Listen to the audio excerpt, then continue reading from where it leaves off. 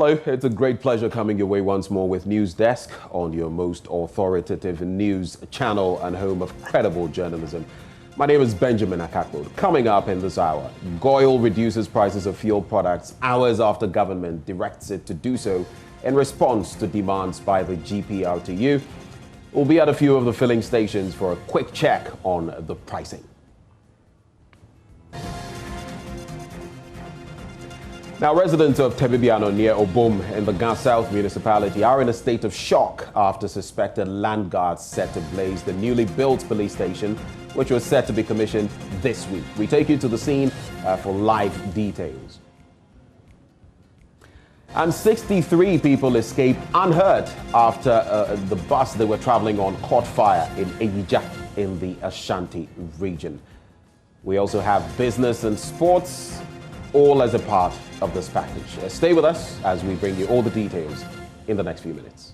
Hi, this is Lexus Bill, host of Drive Time on Joy 99.7 FM. Listen, you don't have to worry if you miss Drive Time or Personality Profile. It's going to be live on our podcast page. Just log on to www.myjoyonline.com/podcast. You can listen to Drive Time, Personality Profile, and any other of your favorite shows on Joy FM on that page. You don't have to miss a show at all. Joy 99.7 FM, radio for discerning listeners.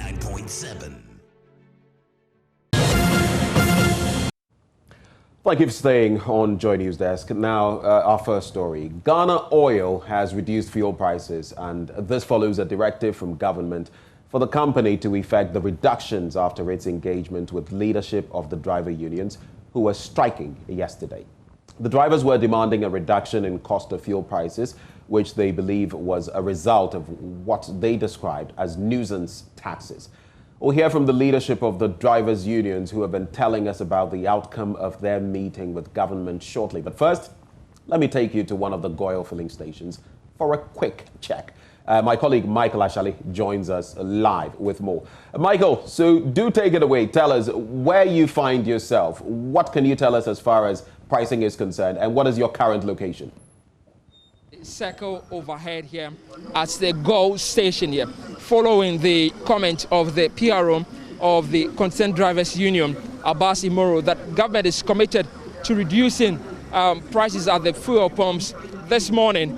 We've been interacting with some of the drivers, but here, as you can see on the board is off this morning, but on the machine, that the fuel machine, the pumping machine that is there, you'd realize that the numbers over there is what we'll be checking here. So from what I can see, we have 6.850. So 6.850 is what we are doing at the fuel pumps this morning, both for the super petrol and that of diesel. You are doing all of them at 6.850 this morning. So from here at Circle, what we can confirm is that this particular fuel station, the prices have not reduced as compared to that of yesterday, when we know that the drivers went on a sit-down strike asking for government to do one of two things: to either allow them to increase their fares or to take off the taxes so that the prices at the fuel pumps can go down. We'll try to interact with some of the drivers that come through, and also speaking to some people here as well to find out more what they think about the situation. But again, we can confirm from here that 6.850, that is what is going through. I'll try to find you some numbers. A week ago, today is December 7, 7 days ago, what we were doing was 6.80 to 6.89 for some of the fuel pumps. But this is 6.85. That's what we have this morning. We'll try to get closer to some of the drivers and find out from them themselves who will be either crying from this or benefiting from this situation later on. So in the studios, this is what we have here from the Circle overhead Goil station. From what we gather, some other fuel stations like that of Goil have not changed their prices this morning as compared to what we were expecting this morning, or from Abbas Imoro, that government had committed to reducing these prices this morning.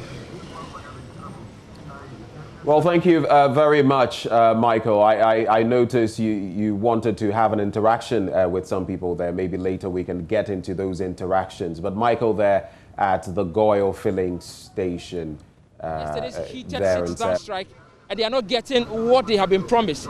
And to be frank, they were glued to their TV stations waiting for government response, and they got it. They came here expecting that it would have gotten better.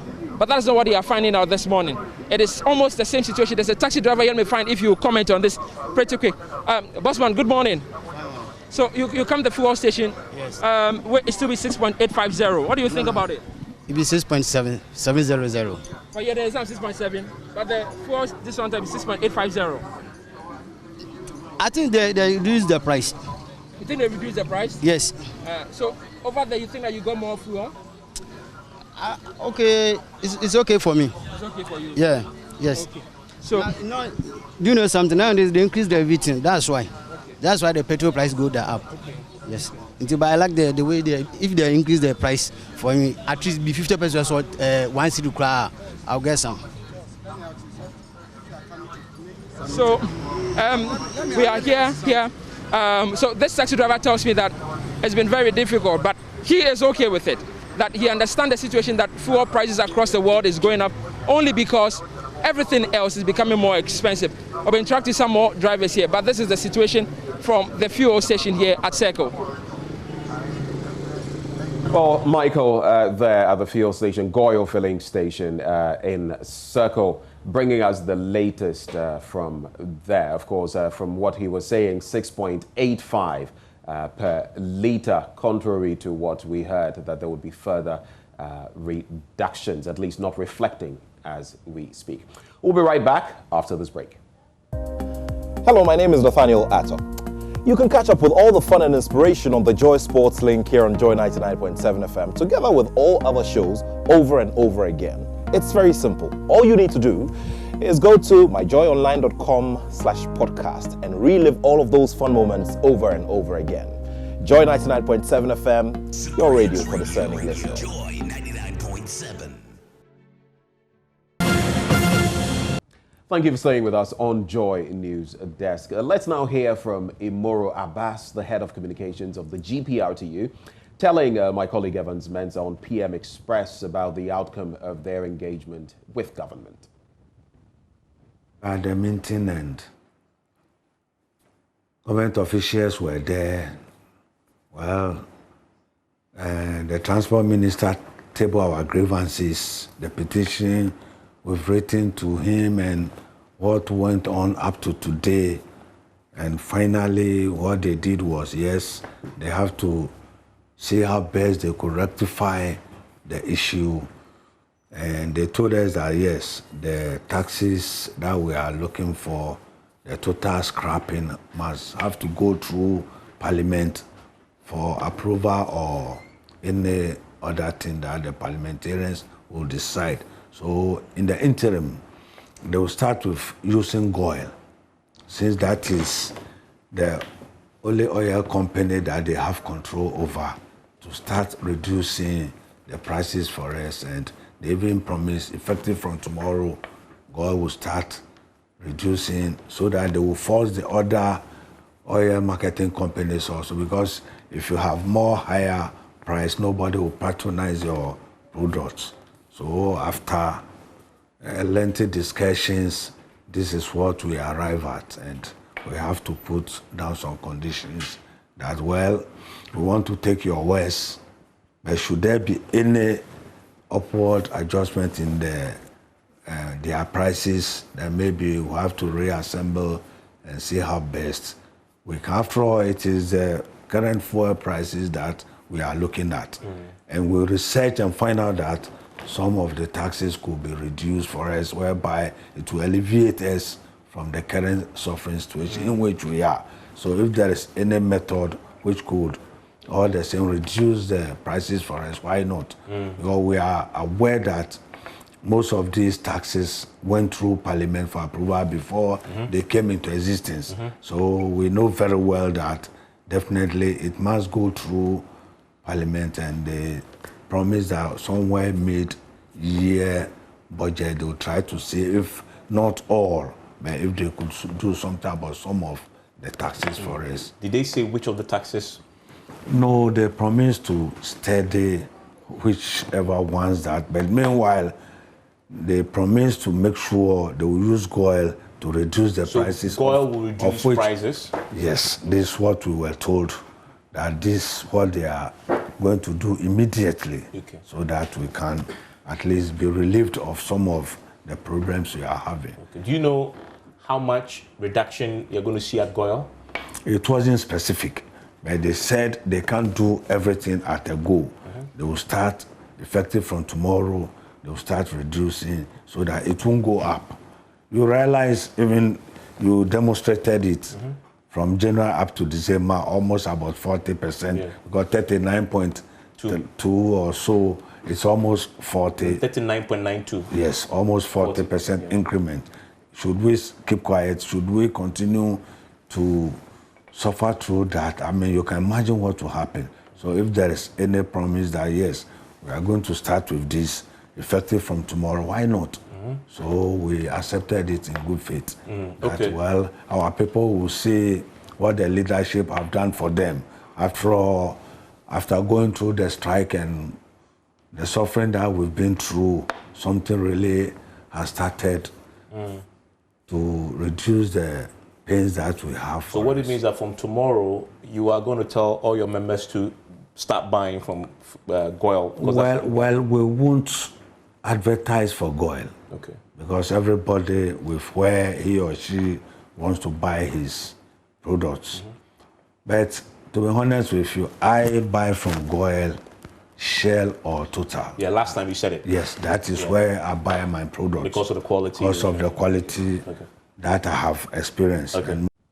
Well, from fuel prices and strikes, we tell you now about residents of Tebibiano near Obum in the Gansouth municipality of the Greater Accra region who are in a state of shock after suspected land guards set the newly built police station, which was set to be commissioned this week, ablaze.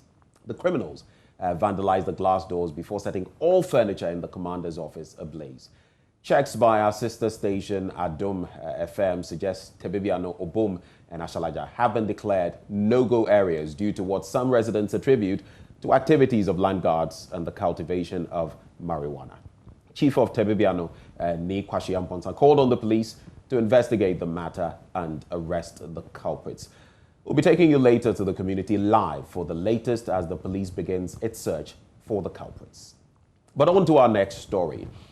And a Metro Mass Transit bus carrying a church congregation to a prayer meeting has caught fire at Eyija near Tech Police Station in Kumasi on Monday evening. According to the driver, the starter of the vehicle developed a fault in the middle of the journey, leading to the fire. All 63 passengers could escape unhurt. Nana Yaljima has more in the following report. The Metro Mass Transit bus around 6:30 Monday evening caught fire here at Eyija near Tech Police Station. According to some of the 63 passengers who were in the vehicle, at a point in the journey, they saw smoke emanating from the vehicle. Due to that, they all got off the vehicle. According to the driver, there was a problem with the starter and he had to force the batteries out to help stop the vehicle. Unfortunately, all efforts to prevent the car from catching fire proved futile. The whole vehicle is totally ravaged by fire, but no casualty was recorded. Here are some of the passengers who were in the vehicle.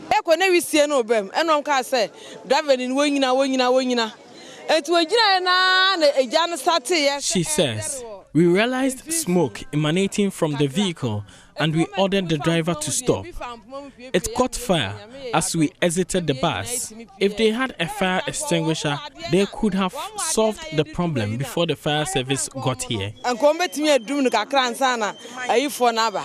are claiming it took the fire service long minutes before they arrived at the location to douse the flame.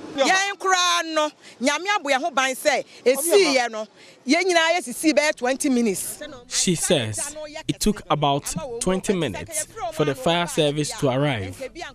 We all got out of the vehicle as the bus burned.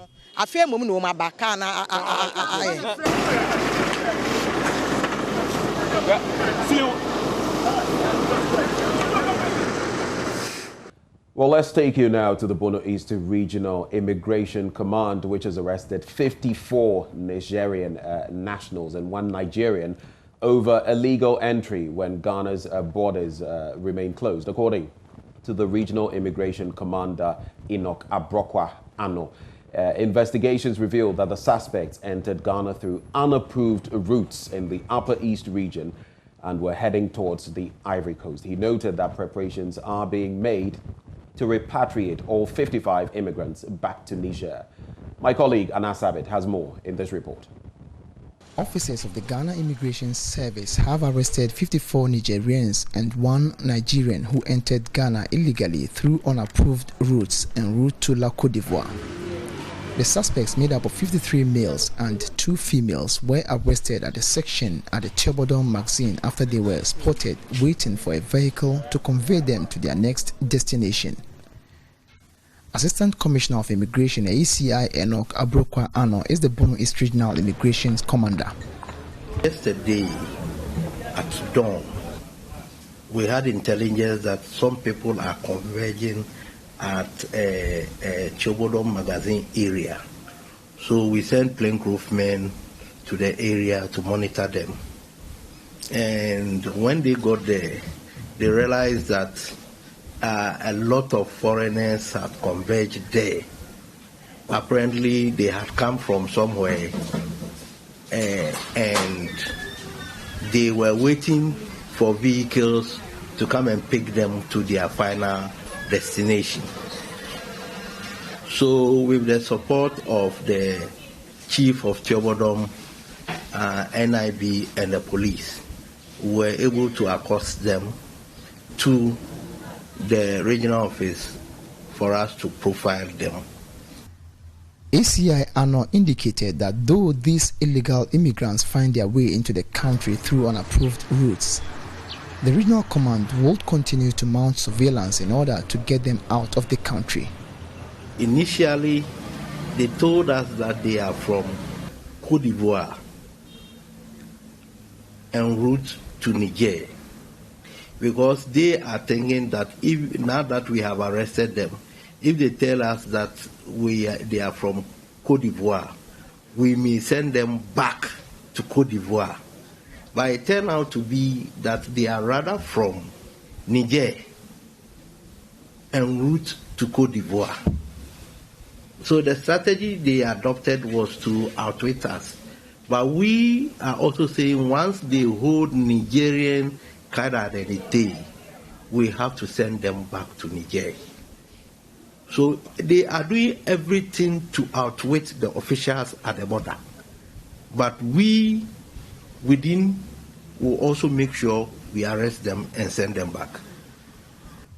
He, however, has a word of caution for members of the general public who are assisting the immigrants enter the country illegally. My word of caution to them is that once the President of the Republic has closed the borders remain closed. But they shouldn't lose sight of the fact that harboring an illegal immigrant is an offense under the law. And that if we get anybody, we will not spare them in any way. We will put them before the court of law. One thing that they also have to take note of, that they are endangering the people in the community. So they should be very careful. But we are on the ground and we will get them. We will fish them out. The arrested immigrants are currently being prepared to be repatriated back to Niger. Reporting for Joy News, Anas Sabit, Techiman. Well, let's go back now from Techiman to the issue of fuel prices. We'll take you back to the fuel price reductions. And Deputy Finance Minister John Kuma insists the government, or Ghana, is the only country dealing with high cost of prices. Here are details coming up as he speaks about that Ghana is not the only country dealing with high prices. When it comes to fuel, we, NPP and NDC, are all guilty with fuel politics. Unfortunately, I mean, if you look at the global trend, and here when we talk about COVID, our friends disagree, but this is actually what is happening. If you check the OPEC nations, they are reducing supply. As of last week, America has announced that they were going into their reserve to also supply fuel to bring down the prices. So these are things that usually as a country you may not have control over. And once we have all, submitted to deregulation and say that if it goes up, it goes up, it comes down, it comes down. These are some of the prices we pay. If government intervenes at this level to say that, instead of selling at 6.9 or 7, do 6.7, what it means is that then government has to look for resources to cushion the deficit or the balance, and that is why any time government is redistributing the resources, it means that something else that we could have done is not going to be done. We are just out of pressure redirecting resources. So, like you said, did we have to get here? Did we have to let your wife nag and nag and nag? But as a husband, sometimes you expect your wife to understand the difficulty you are in. So if only she could be patient for a month or a week, circumstances could change, and then you could give to her without the nagging. I see. For instance, we are expecting the world prices to come down because the U.S. is intervening by also joining the supply chain. If these things begin to happen, you see the drop from the $90 downwards, and that would have resulted in the same changes that we are talking about without this cost that government has to bear. Staying on the issue of fuel prices, we go back to the Goyle filling station right here, just around Circle. And Michael Ashali is reporting that there has been a recalibration of the fuel pumps. Michael, so what is the latest you can report? What are the current figures at the Goyle station where you find yourself? So, Israel, so what I have here from the Circle station, and so just a few minutes ago I reported that the board was off in the first place, and that when we went to the pump itself, the fuel pump itself, it was shown to be selling per liter at 6.850. Right now, the board just came on and it's selling at 6.70. That is about 15 pesos lesser than what it used to be. So from what I'm getting from the people who work here are telling me that late night yesterday, around 10 in the evening, there was an order for them to reduce the prices at the pumps, and it's supposed to come at the figure that you are seeing here. Now, the bit of disparity from the board and that of the pump is that the technicians are supposed to come around and make sure that they effect the changes on the pump. Not just anybody at all has the clearance to do that. So you may be seeing from some of the fuel stations close to you, from Goyle especially, that the board will be displaying 6.70, but maybe at the pump it may be selling higher.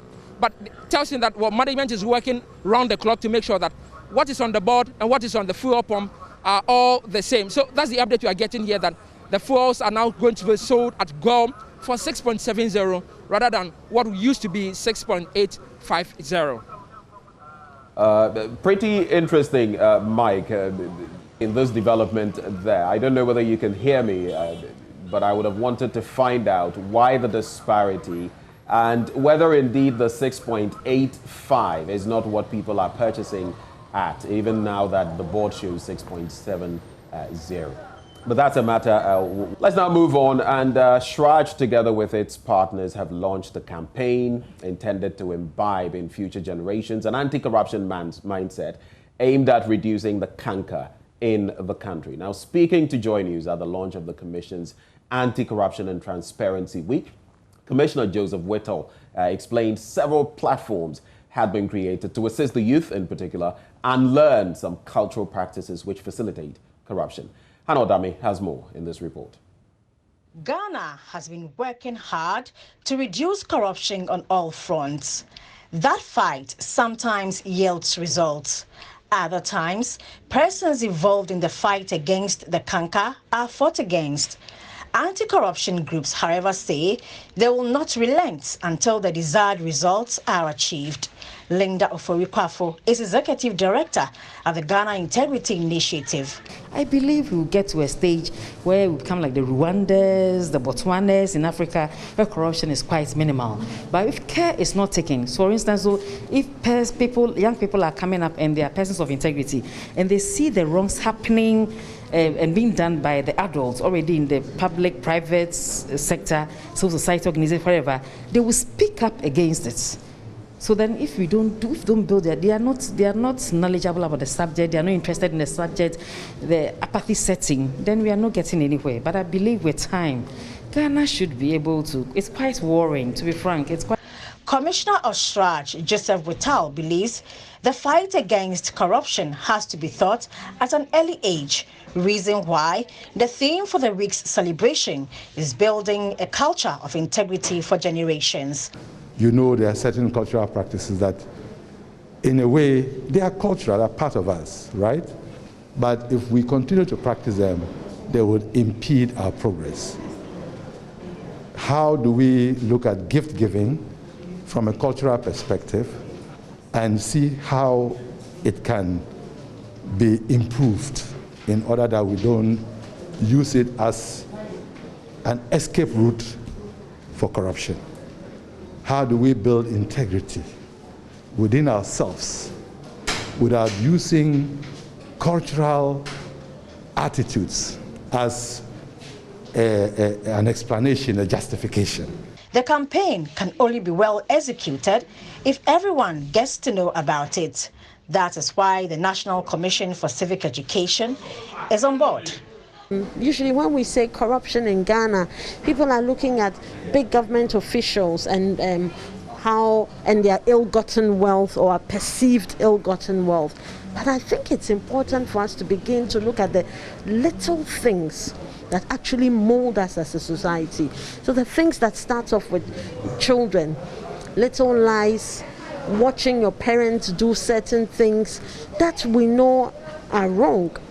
But over the years, because you've seen it over and over again, you become desensitized to it. So as you grow, you take on new vices. And by the time you become a fully fledged adult, you may have, built or molded a character that actually finds nothing wrong with corruption. For Joy News, I am Hannah Odami. Let's talk education now. And the Ministry of Education has challenged teachers in the country to create innovative ways of teaching. This came up at an event to honor teachers who performed excellently in their schools. Deputy Education Minister Gifty Ampofo also assured the teachers government has plans to facilitate their input so that the country can attain SDG 4 on education. Hannah Odami has more in this report. The teachers believe the extra efforts they put into their work earned them the recognition. The numbers may be large, but you have to learn to have time for each and every one of them. They have individual needs, individual behaviors, because they are coming from different houses. Every district that I go, I pick the least performing school, and then I have started sponsoring them. We have brought in a lot of intervention in it, and even this BEC that is coming, we are expecting that good result from those schools. The Education Ministry urged other teachers to emulate the work of their colleagues. Deputy Education Minister Gifty Ampofo, who said this, also assured the teachers of government's support. The SDG 4 requires nations to sustainably increase the supply of quality teachers as part of effort to ensuring inclusive and equitable quality education and promoting lifelong learning for all. The Ghana government is committed to achieving this goal by putting in place measures to get professional teachers into the Ghanaian classrooms as captured in the Education Strategic Plan, ESP 2018 to 2030, and the Pre-Tertiary Teacher Professional Development and Management, PTPDM document. By promoting GTP as a merit award, it will help encourage many teachers to perform above expectation. When I asked the president of the National Teachers Council, Dr. Christian Adaipoku, about the recent brouhaha on teachers receiving laptops, this is what he said. The only thing I would advise is that teachers should be patient and then analyze the situation very well. If I'm getting the figures right, if you're paying 550 for a laptop, which you should be buying 2,000 or more, I mean, the most important thing is that you're getting a laptop that will help add value to you to be able to deliver on your mandate. That's what's important. Sponsors of the award were recognized for their efforts. The Multimedia Group was one of them. For Joy News, I am Hannah Odami. We take a break now and return with business. Do stay. Hello, I'm Dori Nando. You can catch up with all the fun on the Cosmopolitan Mix and on all our shows via podcast. Just go to My Joy Online podcast and search for your favorite show and relive those moments all over again. Only on Joy 99.7 FM, radio for discerning listeners. Super Hits Radio, Joy 99.7.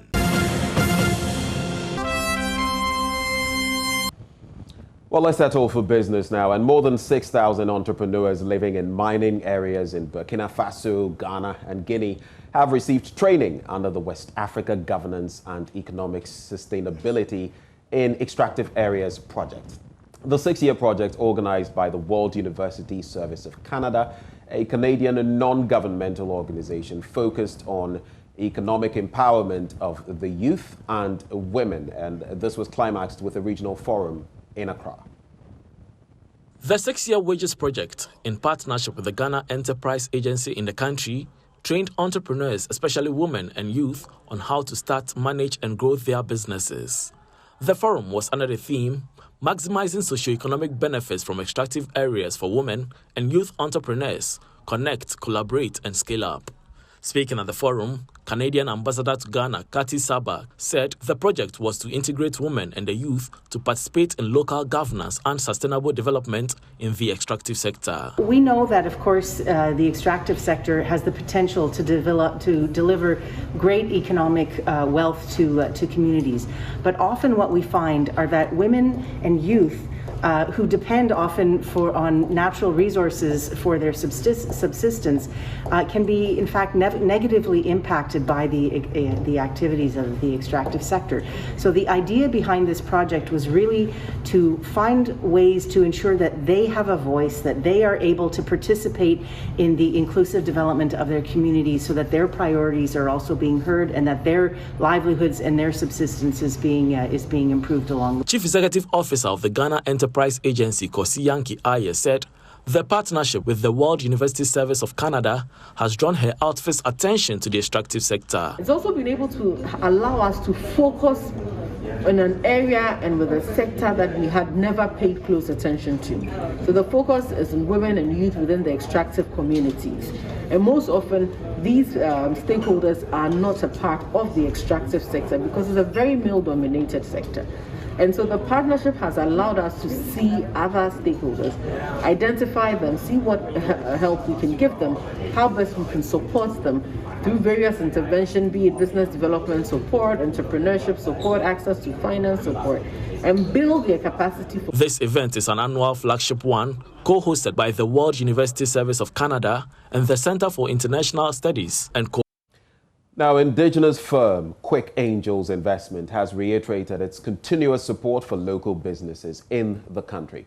According to the chairman of the locally based investment firm, Richard Ni Amakwe, its aim is to help local businesses flourish and expand.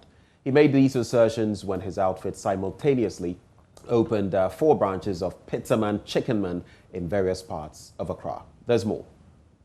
This brings to a total of 10 branches since its inception in 2019. A partnership between Quick Angels Investor Company and Pizzaman Chickenman birthed 4 new branches in Accra, which is ready to compete on the market. Pizzaman Chickenman now has branches in Dansuman Exhibition Roundtable, East Legon, Awushi and Spintex, all in Accra. This is in addition to its already existing branches in Ahonjo, Sofo Line, Swami Magazine, among others in Kumasi. Here is the Chief Executive Officer for Pizzaman Chickenman, Christian Boachi Wiadom. We presented our idea and then they saw the prospect and then they decided to partner with us for us to get into business. Before Pizzaman came in, we had other pizzerias who were already working, but then it's not about the current market. You just have to believe in what you are doing and then believe that what you are going to present to the market will be acceptable by the people.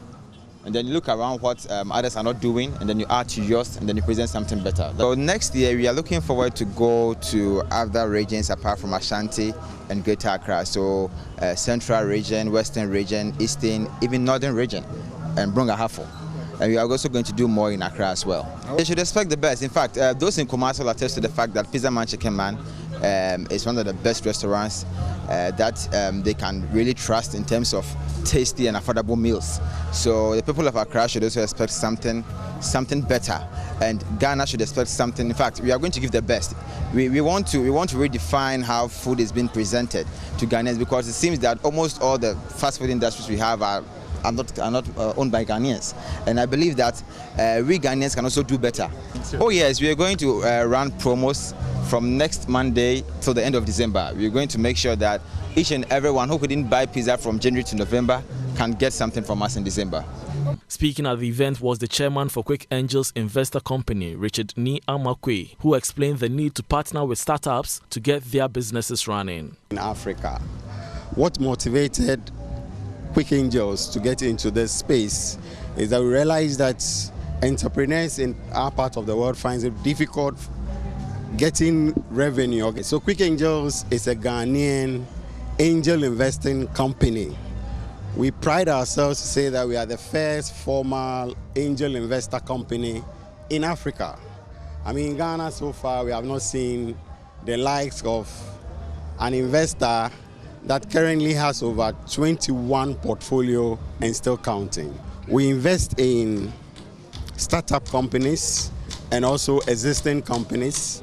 We don't just invest capital, we leverage on our expertise to ensure that we grow up these startup companies and also the existing companies. It is only at that point that as angel investors, we also gain the benefit that is required as business people. We met these young, energetic young guys who have just finished university.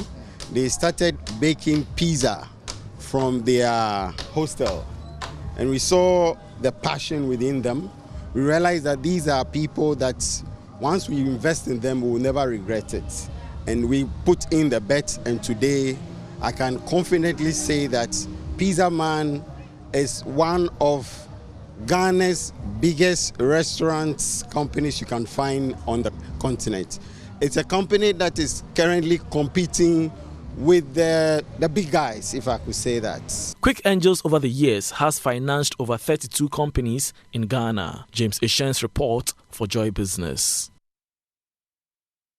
Well, still in business, the Minister for Agriculture, Dr. Efri Akoto, has indicated that resources allocated to the agricultural sector in the last 5 years of this government surpasses any other government since independence. He said, it is therefore not surprising that the results are out for all to see, because Ghana has become the breadbasket for its neighboring countries. Martin Abugri has more in this report. The minister who said this at the Gbewa Palace to kickstart his tour of the 5 regions of the north said the northern region's contribution to that trade is important for the region and for the development of the farmers. There are policies that have been carried out by the government of Nana Addo Dankwa Akufo-Addo in the last 5 years. In fact, I will say that the amount of resources that have been allocated for agricultural development are so much that if you compare it to what resources have been given to the sector in the past since independence, no government has dedicated so much public resources to agricultural development. And we are seeing the result, Your Excellency. Ghana has become a breadbasket of West Africa. We see a lot of countries around us coming to Ghana to buy our grains and so on. The king of Dagbon, Yana Abukari II, said the greater percentage of arable land in the region continues to lie waste despite the numerous government interventions, whilst Dagbon is riddled with unemployment among the youth. It is a fact that northern Ghana is comparatively less developed in the country. I must say that it is rather unfortunate that that greater percentage of our arable lands are left with less attention in terms of usage. Despite the enormous interventions by government in the sector of agriculture, namely planting for food and jobs, rearing for food and jobs, fertilizer subsidy, greenhouse technology, farm mechanization, etc. Dagbon is still struggling with high youth unemployment, which needs very urgent attention. The minister visited the farms of this year's national best farmer, Kujo Abimash Farms, both in Miao and Zoo in the Tamale metropolis. CEO of the farms, Alhaji Mohammed Mashood, said acquiring fertilizer this year was a huge challenge, but conceded it was a global phenomenon. This year we had challenges with fertilizers. There was shortage of subsidized fertilizer, but reading around the whole world, we can see that it was a global issue, not peculiar to only Ghana. So this was the main challenge. And the other challenge is that sometimes agricultural financing is sometimes a very big problem, especially when it comes to harvesting. Farmers need money to pay labor and other things. Sometimes it's a big challenge. The minister met with over 300 farmers to listen to their concerns. In an interview with the media, Dr. Akoto said the impact of the Savannah Zone Agricultural Productivity Improvement Project, SAPIP, is having a tremendous effect. He said in terms of production, linking large farmers to small farmers, they are on track. I'm very happy with the interaction, the opportunity to interact with farmers, small farmers, big farmers. The impact of the program SAPIP is having in this region is tremendous. That's what I can say for today, that in terms of actual production, linking large farmers to smallholders, I think that we are on track. And if we carry on like this, the transformation of agriculture in the northern region will happen. And the rest of it we'll see tomorrow with the value chains and so on, and I can make further comment. Well, that's it for business, but do stay. Right after the break, we bring you sports. Hello, my name is Nathaniel Atto. You can catch up with all the fun and inspiration on the Joy Sports link here on Joy 99.7 FM, together with all other shows over and over again. It's very simple. All you need to do is go to myjoyonline.com/podcast and relive all of those fun moments over and over again. Joy 99.7 FM, your radio for discerning listeners. Joy 99.7.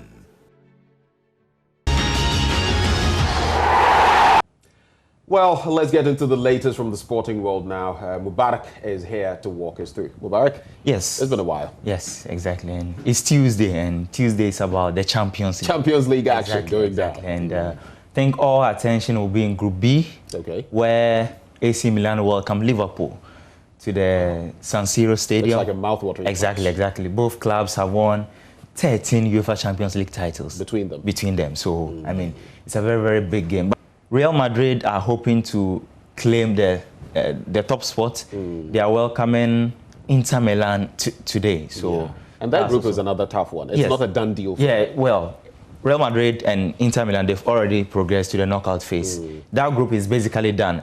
Sheriff Tiraspol, they've also qualified for the Europa League. So Sheriff gave Madrid quite a at the beginning. Exactly. So for Madrid and Inter, it has to do with just who tops the group and avoid certain opponents in the next. You top the group, you avoid a difficult task or a difficult tie. So we are hoping to see what will happen. Maybe Real Madrid being Real Madrid, they will want to stamp the authority in Group D and then claim the top spot. Well, that's what we can look forward to tonight. And what would you bet on, though? AC Milan, Liverpool, where would you think it would sway? AC Milan, no visiting team has kept a clean sheet. So I feel, and with Liverpool resting players, because the Premier League is somehow difficult nowadays, they've got about 5 games in the next 4 weeks. So I think they would rotate squad. Jurgen Klopp will rotate the team sheet. I expect. You think AC could? And now how about Inter Madrid? Inter Real Madrid. Well, very, very difficult to tell, but Real Madrid have the qualities to win that game. I guess this is where in politics or elections they would say too close to call. Well, thank you very much, Mubarak, for bringing us the latest there. And this is where we wrap it up on Joy News Desk. Check out more stories on myjoyonline.com. My name is Benjamin Akaku. Thank you for your company.